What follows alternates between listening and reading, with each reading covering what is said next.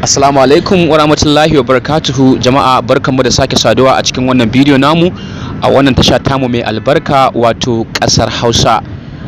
Masu son su kasance tare da mu a kodon lokaci da Allah ku danna mana subscribe sannan ku danna ƙararrawa domin sanar da ku a duk lokacin da muka saukar da wani sabon aiki. Domin ƙarin bayani game da wannan tasha tamu mai albarka kuna iya bibiyar mu ta kafafen sada zumunta kamar Facebook at kasar Hausa, Twitter at kasar Hausa, Instagram at kasar Hausa, ko kuma ku bibiyo mu a shafinmu mai suna kasarhausa.com.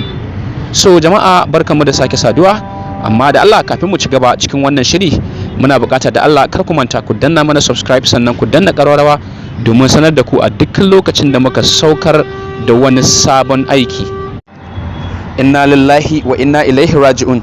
Inna lillahi wa inna ilaihi raji'un. Jama'a wannan rayuwa ina za ta da mu ne? Ina muke shirin zuwa da wannan rayuwa? Kuɗi ko ta halin kaka? Wannan al'amura na rayuwa gaskiya bai ba. Abin da yasa na ce haka shine wani labari ne ya zo da dumudumin sa cewa inna lillahi wa inna ilaihi raji'un. Wasu 'yan bindiga sun yi awon gaba da wani kanar ɗin soja a jihar Zamfara. Ta bayyana cewa 'yan bindiga sun sace shi ne tare da 'ya'yansa da kuma wasu maharan sun yi wa kanar ɗin kwanton ɓauna da misalin karfe 6 na yammacin ranar Lahadi. Suka sace shi tare da 'ya'yansa biyu da kuma wasu mutane biyu, in ji mijiyar. Mijiyar ta ce an ji karar harbe-harbe daura da shiga garin na 'yan tandu, lamarin da ya yi tilastawa mutane guje-guje domin tsira da rayukansu.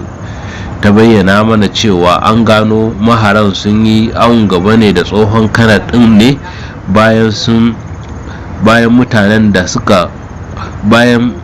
mutane sun gano motarsa babu kowa a ciki. Allah ya samu, Allah ya kiyaye, Allah kuma ya samu dace. A madadin abokan shirin namu Malam Kabiru Kebi, ni malam da na shirya na gabatar nake ce mana saduwar alkhairi.